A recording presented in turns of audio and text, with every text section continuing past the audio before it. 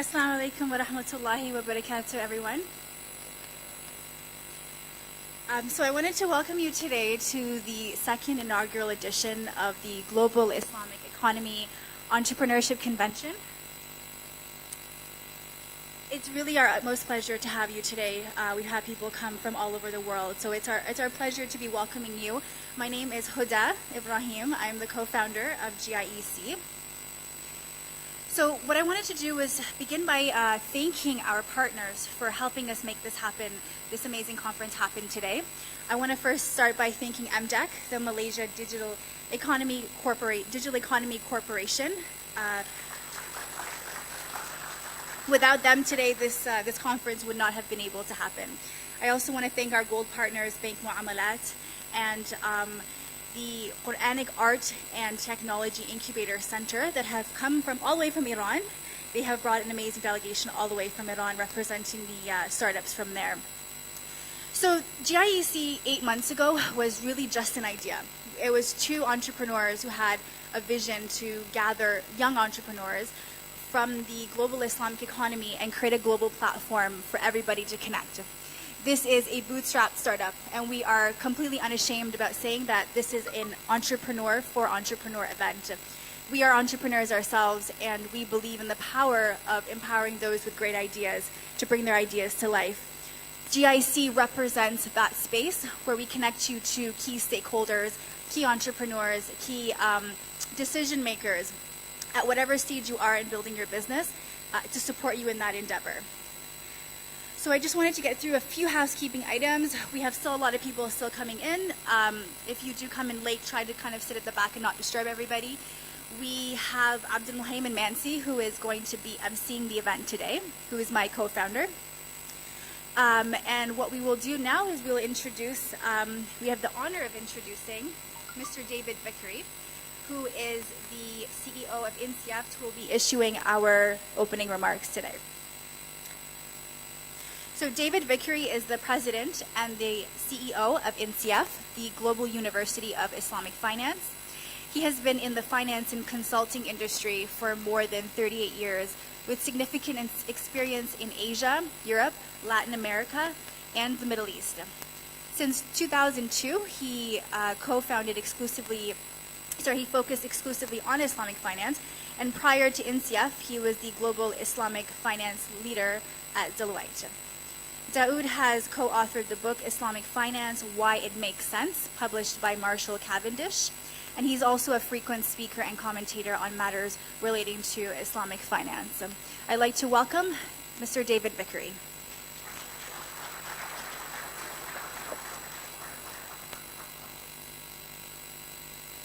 Assalamu alaikum. Very good morning to you all. It's a pleasure to be here. I tend to walk around a lot because I've an age, if I stand still for too long, I kind of go solid. You don't want to have a person who is turned into a pillar of salt or anything like that.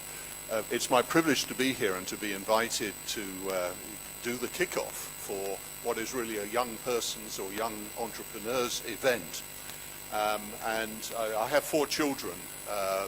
The eldest is 33, the youngest is 18, and the 18-year-old commented to me in a message he just sent to me because he's back at school, and he said, "What are you, the old dinosaur, doing speaking to all these young people?" And I haven't yet responded to him, so I need some ideas on how I do get back to him. But I wanted to focus your attention on 2 or 3 things before we start the day. And I think the video, if those of you who are paying attention to the video, kind of said it all, and I'm partially redundant, if not fully redundant, but I'm going to reiterate a few things. I have one slide which I'd like to share with you in terms of the way forward. It's about relevance, it's about trust, and it's about impact, and I'm going to expand on that slightly in the time that I have available to me.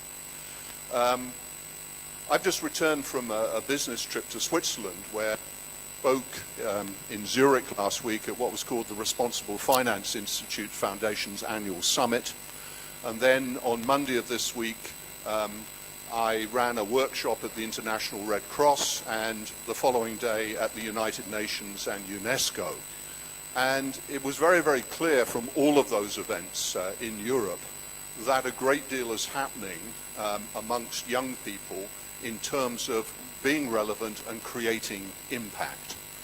The UN, a number of years ago, produced not only its Sustainable Development Goals, which was a follow-on from the Millennium Development Goals, but they also produced something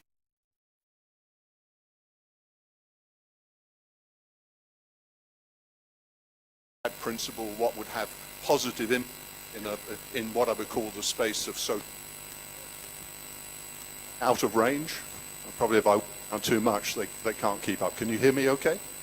Good.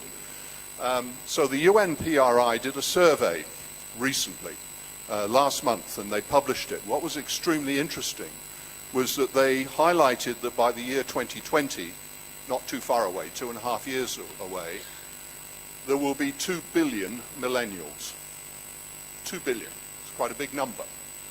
And they didn't interview all 2 billion millennials, but I think they did a research survey of several thousand millennials, and there were a number of staggering statistics which came out of that survey, and I'm just going to share 2 details with you.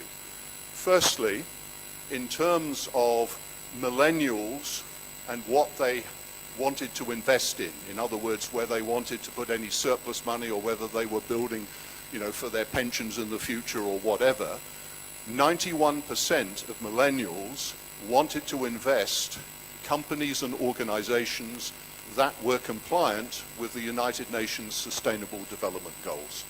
91%. The second piece of data I'd like to share with you from the same survey is that 90% of those millennials would not wish to work for any organization that was not UN SDG compliant. 90%. So for me, when I read that information, as well as other information, there's a great deal more in that survey, the future is very much that of the millennials. You are the future, and your values are extremely important in terms of what you do and the impact that you can have, because you do value ethics and responsibility, potentially a great deal more than previous generations have had. And the opportunity to create the change is already there. From similar research that was produced by the United Nations, they were looking at emerging market economies, of which Malaysia is one, and probably many of the countries that you come from are what are deemed emerging market economies. By the year 2030, which is 12.5 years away, there will be 3 billion people from emerging market economies who will represent the new class, the middle class that have purchasing power. 3 billion.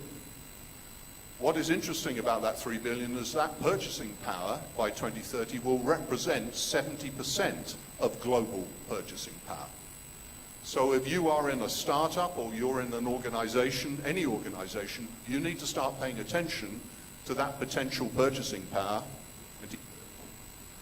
So the opportunities are out there. There's a great deal which millennials could, should, and are already doing. They're starting to look very, very seriously at their relevance. They're starting to look at rebuilding trust. They're starting to look at the impact that it can make. And whilst I've given you some big global numbers, I can share with you some of information from my own organization, a university that I've been proud to run for nearly 6 years. 6 years ago when I joined, we did some data and some surveys of our students, of what they wanted to do when they graduated. And 80% of them said, we would like to work for a financial institution, preferably an Islamic financial institution. The number today is less than 30% want to do that. That's in 6 years. What are they doing? Well, they're founding startups, they're in fintech, they're doing crowdfunding, doing professional services. The reason? predominantly two things. One was, over those years, and I'm sorry bankers, I'm a former banker, trust in the financial services sector has diminished, particularly since the global financial crisis, enormously. The second thing is that the view of the young people at my university is that they will not be able to create any impact directly by joining a financial institution, and they want to create an impact. So more and more of them are starting to go into startups, looking at entrepreneurship, looking at fintech, looking at joining professional services or consulting organizations in order to impact on that change.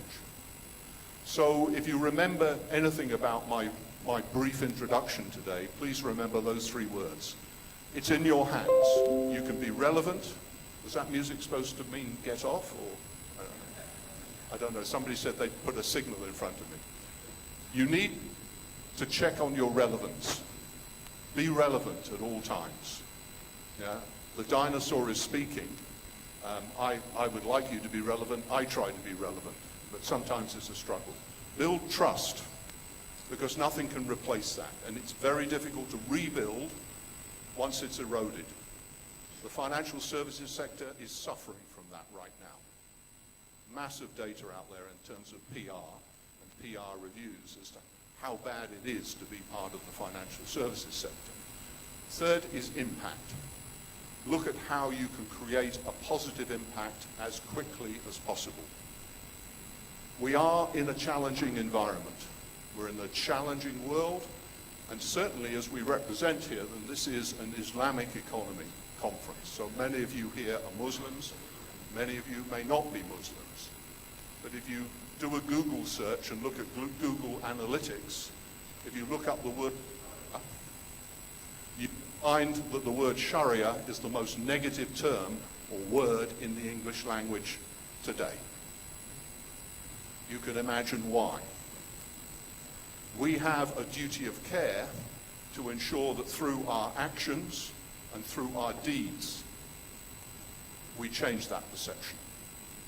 That we have a deep understanding and we'll be able to continue the argument and the discussion, but most importantly, it isn't about argument and discussion, it is about the action we take, the way we behave, the way in which we do business, the way in which we transact, the way in which we are relevant, build trust, and create that impact. I'm going to close now. My favorite phrase after RTI is, there is much to do and not a moment to lose. Assalamu alaikum wa rahmatullahi wa barakatuh.